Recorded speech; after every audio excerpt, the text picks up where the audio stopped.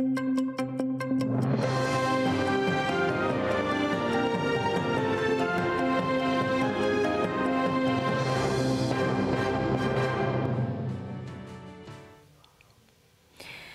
aleykum, efirde zaman yanvarının 16'sı Karamış halinin 1419. konu studiyada Mavile Muhtarova çalışam.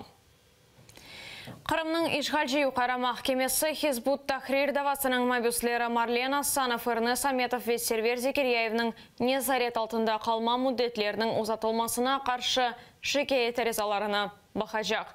Kırımlılar da 3 semeddeşi Siran Saleyev, Mehmet Belalov ve Timur İbragimov'le beraber былтыр октябрьдің 11-інде Бахчисарайдагы тінтулерден соң yakalanğanıda. ФСБ 6-сыны Rusiyada ясалған Hizbut Tahrir teşkilatı ile alakaları бар olğanında qabatlay. Оларны СИЗОға yolladılar. Dekabrның soňunda advokatlar Saleyev, Belalov ve İbragimov'ның cezasını ev hapsine deňişdirmege tırıştı. Lakin Kırımның işgalci yukarı mahkemesi müracaatlarını reddetdi. Bugün Kırımda Vladimir Balukh'ның hükmü çıkarılmalı. Tunev'in işgalci Şeyh rayon mahkemesinin soňky oturuşy olup geçti. İşgalci prokuror Dmitriy Korolev Balukh'a 5 yıl ve 1 ay yaşaw tarzı koloniyası ve 20.000 ruble para cezası berilmesini istedi. Vladimir Balukh mahkemede soňky sözge çıkıp, hüküm nasıl olsa olsun Ukrainaga kol tutmaktan vazgeçmeyeceğini kaydetdi. Просто-напросто политическое преследование за мои убеждения. Пунктом доказательства вины тут вообще речи не идет.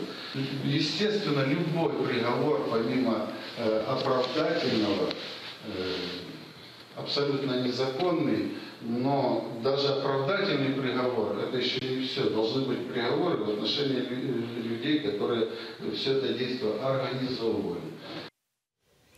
Vladimir Balukh 1 yıl evvel yakalanğanıda ФСБ onu silah saklamasında qabatladı. Balukh ondan intiqam alalar dep düşüne. Kırım işgalinden soň o evinde Ukraina bayrağını tiklegen ve Sema-Yüzü Karamanları sokağı dep yazğanıda.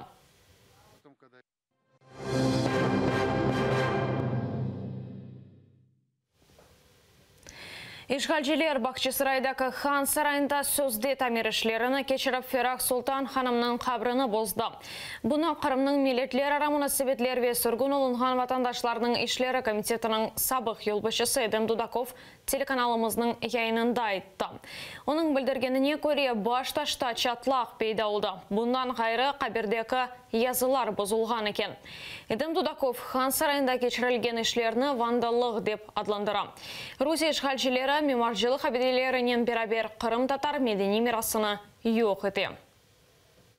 Hanların kabristanda bir problem çıktı şimdi.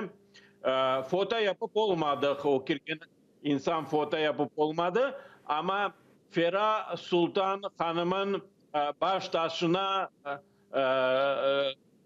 taşlar düşüp parçaladı. Eğer fotonu görseniz, bana böyle bir projektini görseniz, öyle bir çatlak geçti ortasından, aşağı düşken çatlak. Bu neprofesyonel işler yapılgan, onun için bu problemler çıkıyorlar. Kırımdaki repressiyalar ensiklopediyası Ukrayna kütüphaneleri ve devlet kuruluşlarına berilecek. Bunu Kırımsoz teşkilatı aydınlattı.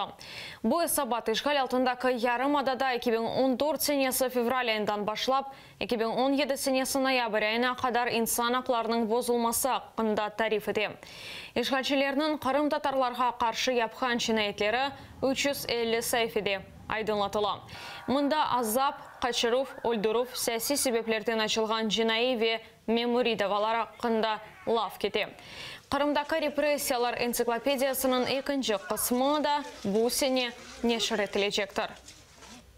Это 15 случаев смертей, 44 случая похищения, из них 16 человек до сих пор не найдены, 149 случаев пыток и негуманного обращения, 96 случаев уголовных дел, политически мотивированных, и 167 случаев политически мотивированного административного преследования. Полиция девлеті чалыша, қырымыш халчелері қияр сәкенлеріне пармақ ізлеріні бермеге теклиф ете. Бұны осистегі ненве язма шекілдер азылық беріп, япмақ керек екенлер. Ешхалчелер бұңа полиция берген девлет қызметлерінден бірі дей. Русия құқық қорғаушылары шақысының кімлігіні белгілейчек ең güzel ұсыл олғанын айталар. Шер сәкенлерінің пармақ ізлері бірісі есіні жойса, яда февхуледе бір вазиетке оғыраса керек олар дейлер. Украина сыңырларында биометрик контроль январның бірінден етібарен девлет сыңыр қызметі телекелі ола білежек Русиялілер ве дегер мемлекет ватандашларының пармақ ізлерін ала. Херсон Авали маңында елінің башындан 18 шетел ватандашы олардан 15-ші Русиялі келді. Бір инсанны қайдетмек үшін 2 даққа керек олса пармақ ізлері бұны 20 санеде епмаға имкан бере. У сучасному світі багато технологій, які дозволяють підробити паспортний документ так, що дуже важко визначити його дійсність, то для цього здається ще біометричні пальці, оскільки відбитки пальців є індивідуальними до кожної особи. Наша система під'єднана до всесвітньої мережі Інтерпол. Якщо громадянин, який прибуває на паспортний контроль, знаходиться в розшуку, ми затримуємо таку особу та передаємо правоохоронним органам. Донбассның реинтеграциясы қанун лейхасы юқары радада екінші оқуыда бақылмақта. О Русияны истеләжі девлет, Донецк ве Луганск велетлерінің базы ерлеріне есе вақтын жешғал етілген топрақ деп танымақта. Қанун лейхасы да кечкен сене таздықлана жақыды, ләкин бақылмасы қалдырылды. Президент фракциясының мәліметіне көре Украина сірлерінің азат етілмесіне кедер етмеге істемейділер. Депутатлар бұрсыра түзетме кірсетті. Оларның арасында Минск аңлашмаларының қанулаштырылмасына дайыр мадденің ләғу етілмесі бар. Весиқада Қырым меселесі қайдетілді. І Крим, і те, що Росія є країною-агресором, чітко згадується в статтях закону. Тому це пропрацьовано з нашими кримськими колегами. Я маю на увазі представників кримських татар, я маю на увазі тих народних депутатів, які представляють Крим.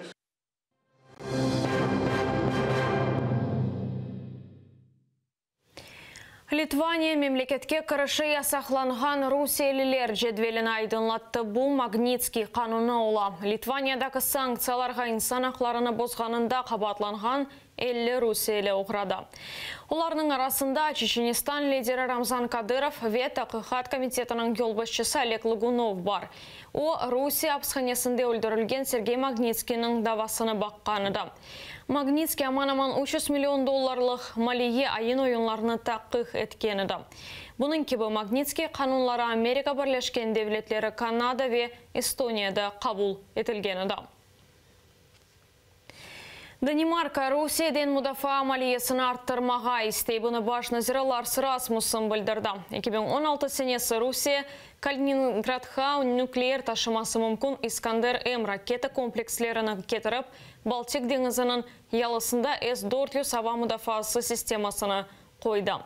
Кешкен сене апрель айында Данимарка Русиялілер оның мұдафа әзірлігінің білгісай арағыны бозып, хазімлерінің электрон мектуплеріні елде етті деп білдірген еді. Ал азырда Данимарка өкіметі парламентні 5 еллық мұдафа бюджетінің 20% арттырылмасына, таздықламасына ішандырajaq ола. З огляду на російську агресію, те, що відбулося в Криму, я думаю, ми просто повинні бути реалістами і більше інвестувати в нашу безпеку. Поведінка Росії створила непередбачувану, нестабільну обстановку в області безпеки в регіоні Балтійського моря.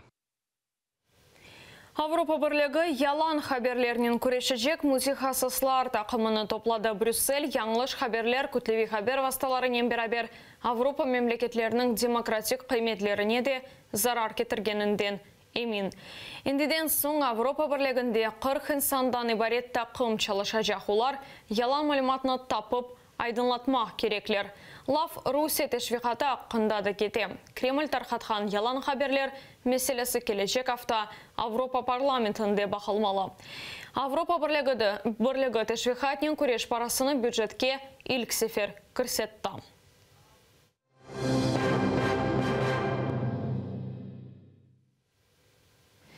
Сақ районының Зерновой көйінде отырған 64 ешында Нефес Сулейманова ярдымға мұқтаж. Қадын қарымға яқынларда көшті отырған еві бербат бұралды. Баллары ве өмір арқадашы yok. Нефес Сулейманова қардашынен яшай. Екісінің де сағлығы фена. Ачық юреклер тешкелетінің көңілелері Нефе ханымға ярдым ете. Ләкин бір керелік ярдым етерлі дегілдір. Ләқайт қалмағанлардан ярдым етмелері рича етілі.